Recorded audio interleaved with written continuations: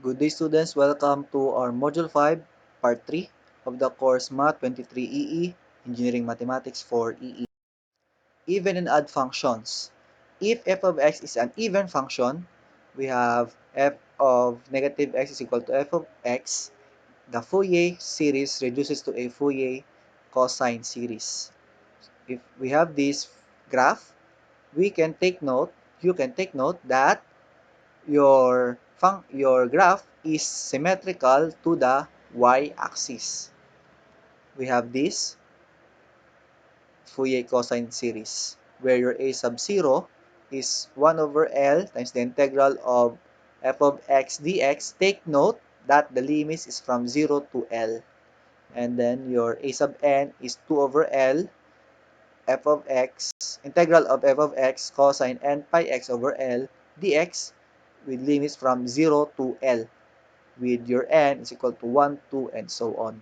Take note that for the Fourier cosine series, the limits of your Fourier coefficients a sub 0 and a sub n is from 0 to L only. Next, if your f of x is an odd function, that is your f of negative x is equal to negative f of x. Thus, Fourier series reduces to a Fourier sine series. We have this graph. As you can see, this graph is symmetrical with respect to your origin. We have your cosine, your Fourier sine series, where your b sub n is equal to 2 over L times the integral of f of x sine n pi x over L dx with limits from 0 to L. Take note again, we have your limits from 0 to L with n is equal to 1, 2, and so on. We have the different properties of even and odd functions. First, the product of two even functions is even. And then next, for number 2, the product of two odd functions is also even. Next, the product of an even function and an odd function is odd. Next, the sum or difference of two even functions is even. Next, the sum or difference of two odd functions is odd. And then, the sum or difference of an even function and an odd function is neither odd nor even. Next, if f is even, then the integral of f of x dx from negative L to L is equal to 2 times the integral of f of x dx with limits from 0 to L. And then lastly, if f is odd, then your integral of f of x dx with limits from negative L to L is equal to 0.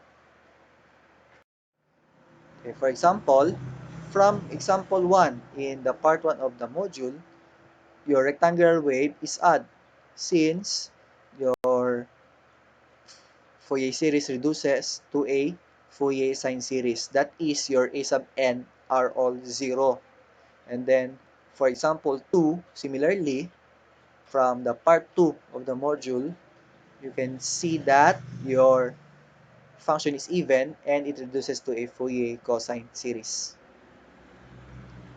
This is for your example number 1, and then this is for your example number 2. So this example number 1 reduces to a Fourier sine series since this is odd function. And then for your second, since this is an even function, this reduces to a cosine series.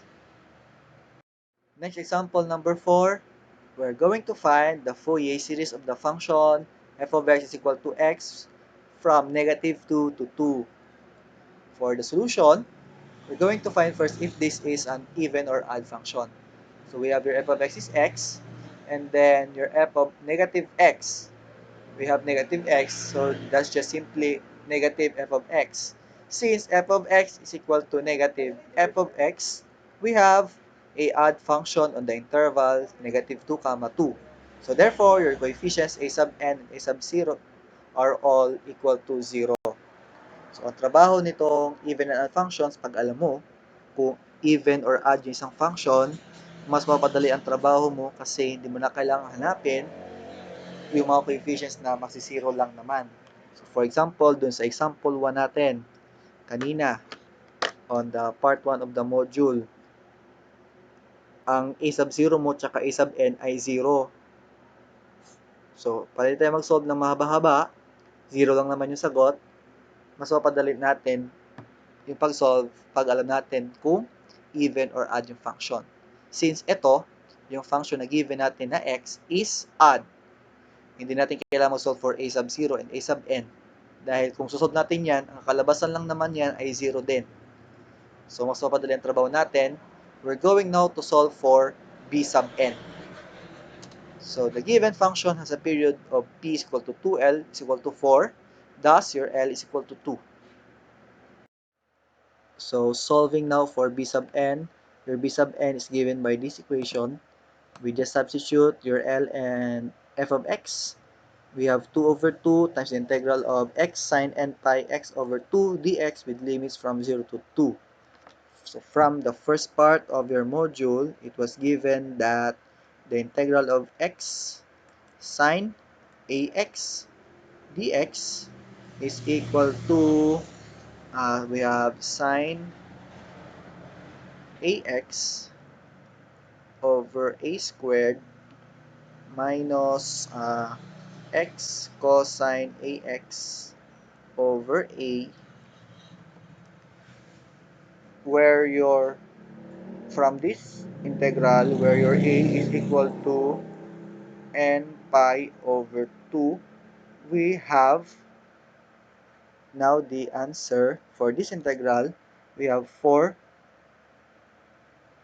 sine n pi x over 2 over n squared pi squared minus 2x cosine n pi x over 2 divided by n pi, where your limit is from 0 to 2.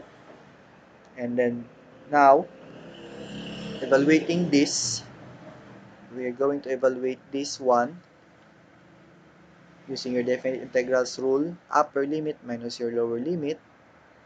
We have, for the upper limit, we take out your 4 n pi n squared pi squared. So we have in here 4 over n squared pi squared.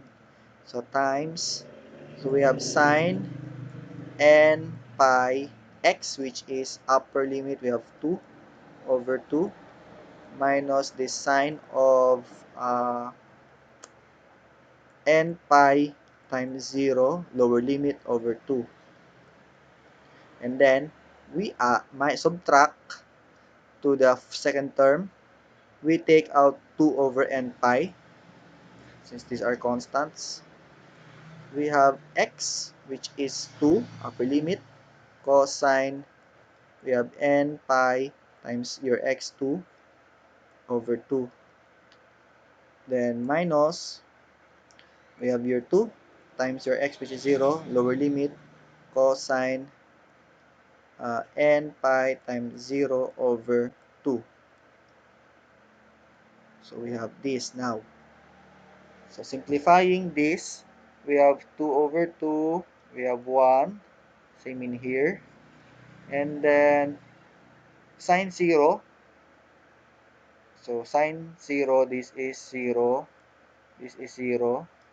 And then 2 times 0, we have also 0. So the remaining terms, now, we now have the remaining terms. We have this and this. So writing that, we have 4, we have 4 over n squared pi squared. Then we have this sine n pi, sine n pi. And then this is now 0 minus your 2 over n pi. Then we have 2 cosine n pi. So since n pi, so since sine n pi is equal to 0, this just cancelled again. So we have the remaining negative 2 times 2, we have negative 4 of over n pi cosine n pi. For since your cosine n pi is equal to negative 1 raised to n, we can substitute it in here. So from here, you can now have this term. Since your cosine n pi is equal to negative 1 raised to n. And then, from here, your so we can have negative 1 times 4 over n pi times negative 1 raised to n. By loss of exponent, this will become 4 over n pi times negative 1 raised to n plus 1. So that's now this is now your b sub n. Now, since b sub n is equal to 4 over n pi times negative 1 raised to n plus 1, we now have your Fourier sine series that's equal to f of x is equal to this formula. Substitute b sub n and your L, which is 2. We now have 4 over pi times the sum from n is equal to 1 to infinity of negative 1 raised to n plus 1 over n times sine n pi x over 2.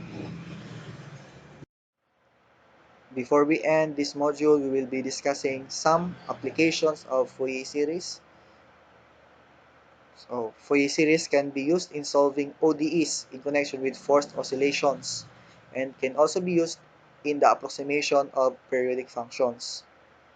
Also, PDEs can be solved using Fourier series, such as the heat conduction equation. In circuit analysis, Fourier series can be used in AC analysis to circuits with non-sinusoidal periodic excitations. In communications and signal processing, typical applications include spectrum analysis, filtering, rectification, and harmonic distortion. Also, Fourier series has various applications in vibration analysis, acoustics, optics, image processing, quantum mechanics, econometrics, thin-walled shell theory, and etc.